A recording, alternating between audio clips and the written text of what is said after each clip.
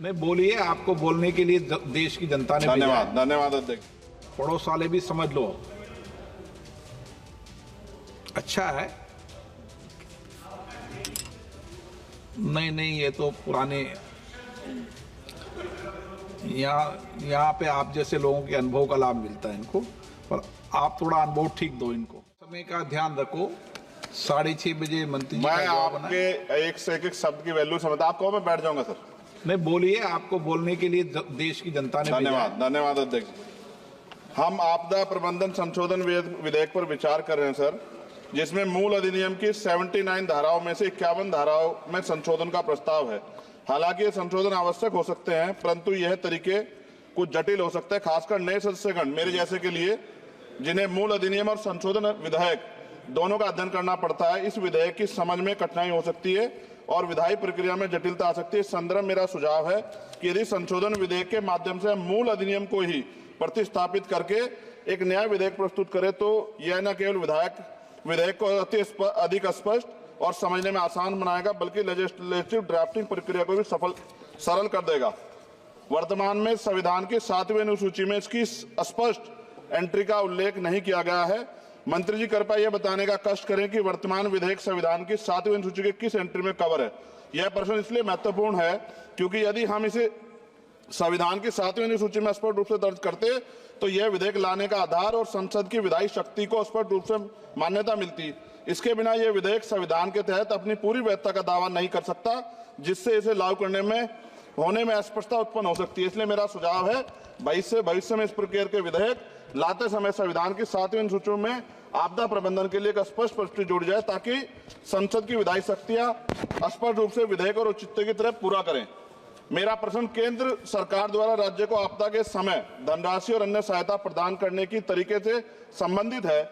हम सभी जानते हैं कि जब भी कोई आपदा आती है, केंद्र सरकार विभिन्न राज्यों को राहत देने के लिए धनराशि और सामग्री भेजती है। हालांकि यह देखा गया है कभी कभी सरकारें अपनी पार्टी शासित राज्यों में को प्राथमिकता दी, जबकि विपक्षी दल द्वारा शासित राज्यों को धनराशि कम, विलंब और भेदभाव पूर्ण तरीके से दी जाती है। इस भेदभाव का कारण राजनीतिक विवाद और आरोप प्रत्यारोप उत्पन्न होते हैं। विशेषकर जब आपदा की स्थिति गंभीर होती है तो ये भेदभाव और देरी राज्यों के लिए अधिक संकटपूर्ण हो सकता है। इसलिए मेरा सुझाव है इस विधेयक में एक स्पष्ट प्रावधान होना चाहिए, जिसमें यह सुनिश्चित किया जाए कि सभी राज्यों को आपदा के सहायता समान रूप से समान मानकों के आधार पर दी जाएगी। यदि प्रारंभिक सहायता प्रदान की जाती है तो यह सभी राज्यों के लिए समान और किसी भी राज्य में भेदभाव का शिकार उसको ना होना पड़े। साथ साथ विधेयक में यह प्रावधान है कि आपदा डाटाबेस के साथ अगर आर्टिफिशियल इंटेलिजेंस, रिमोट सेंसिंग और डाटा एनालिटिक्स जैसी टेक्नोलॉजी का इस्तेमाल कर डाटाबेस की उपयुक्तता बढ़ा सकते हैं। इस प्रावधान भी विधेयक के हों।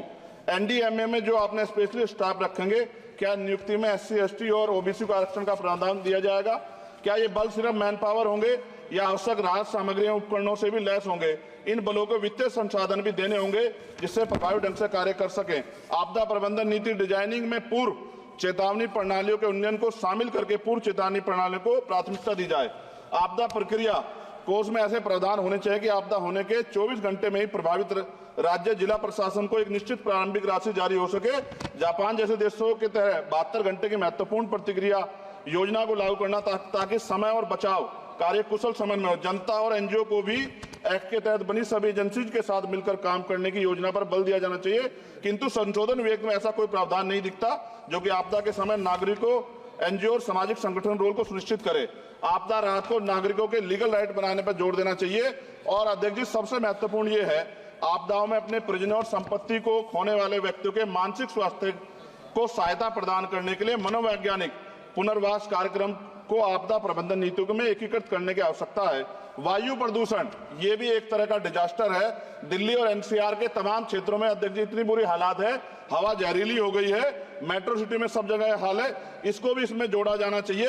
लोगों का जीवन कीमती है, लोग जब सुरक्षित नहीं रहेंगे तो फिर जीवन कैसा? सर, नगीना लोकसभा क्षेत्र से मैं आता हूं सर। किसानों को हर बार बाढ़ के कारण नुकसान होता है और जब वो जाते हैं दफ्तरों में तो अधिकारी धमकाकर भेज देते हैं वापस। कोई मुआवजा नहीं मिलता, मुआवजा के नाम पे खाना पूर्ति होती है। सभी लोगों में चिंता है अध्यक्ष जी। इसलिए मैं माननीय मंत्री जी से मांग करूंगा कि जो मांगे हमने इसमें रखी हैं, अगर उनको जोड़ दिया जाए तो इसका फायदा आम जनता, किसानों, सब उन वर्गों को मिलेगा जिनके लिए हम लोग सोचते हैं। और भारत बड़ा देश है, बड़ा भूवर्ग है, कहीं बाढ़ है, कहीं अग्नि है, कहीं जो है रेत की समस्या है, तमाम तरह की मुसीबतें यहाँ है। तो मैं माननीय अध्यक्ष जी आपके माध्यम से सरकार से मांग करता हूं और माननीय मंत्री जी से कि इस बिल पे जिस विधेयक को और मजबूत करें जिससे इसका लाभ जनता को हो। माननीय अध्यक्ष जी आपका धन्यवाद। नहीं, नए सदस्य हैं, लेकिन उन्होंने बहुत अच्छा विधेयक पर बोला है। पड़ोस वाले भी समझ लो, अच्छा है। नहीं, ये तो पुराने, यहाँ पे आप जैसे लोगों के अनुभव का लाभ मिलता है इनको, पर आप थोड़ा अनुभव ठीक दो इनको।